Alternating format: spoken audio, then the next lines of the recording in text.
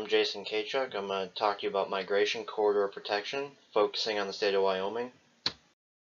So focal species will be mule deer, elk, pronghorn, moose, but this also benefits species such as otters, beavers, um, anything like that, wolverines, whatever else you got that can move across a migration path.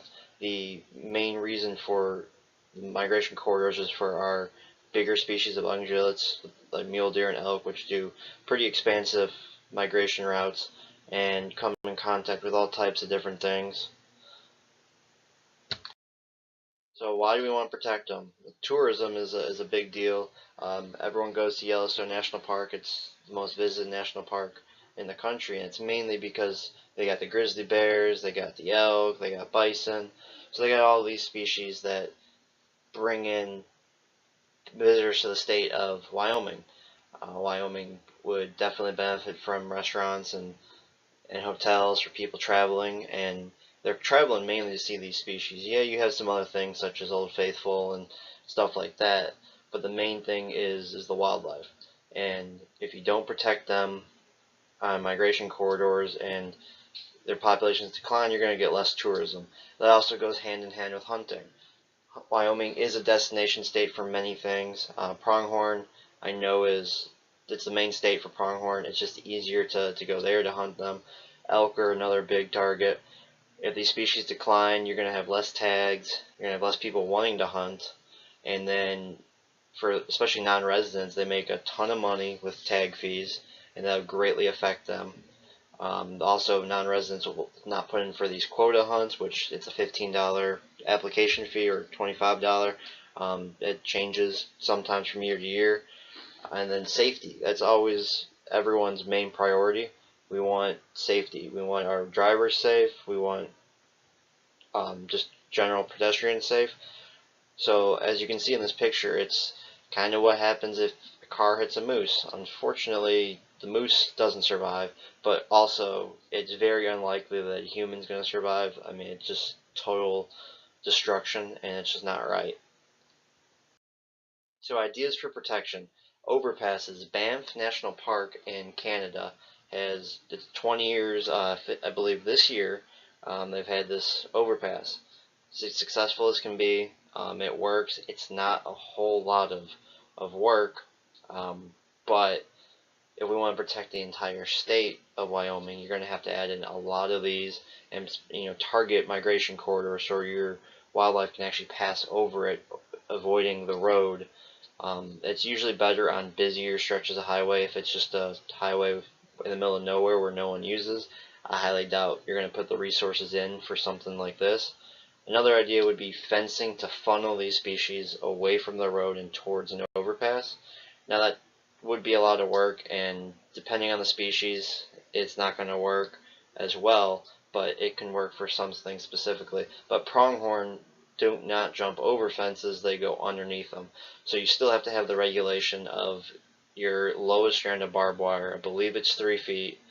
You still have to have it as low, at that low, so they can go under it. It's just the way they've evolved over time. They don't have the need to jump, and they don't. Speed limit reductions would be another big thing. I know when I was out west in Wyoming, they have digital speed limit signs so they can adjust it down. I mean, I hit 80 miles per hour in one stretch, and then there's a chance of weather, so they drop it down to 65 miles per hour. That would be beneficial for peak migration times, lower the speed limit so people have more time to react and know what's going on and pay attention. Also, signage. You just need more signs. It's from my career point, we post signs up for closed beaches for nesting birds, for closed trails, this or that. I understand people don't always pay attention, but sometimes if you have enough signs up, they're at least going to catch a glimpse of one and maybe pay attention. It's a big thing to do. Have a guy out there putting new signs up, but it's needed, and it could be beneficial in the short term as in the long term as well. Potential issues that can arise from all this would be finances. You gotta, find a source to give all the money to, get it approved, especially with it being for the state. You're going on the state level, county level, and I understand that can be a big issue. Environmental impacts. I chose this picture by Ecotone just to kind of show when they're doing construction, it does destroy a lot nearby.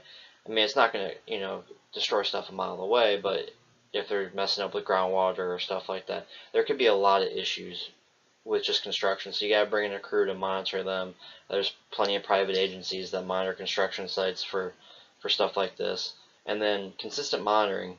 You got to monitor the overpass, make sure wildlife's actually using it, or any other um, infrastructure you build to help with protecting corridors.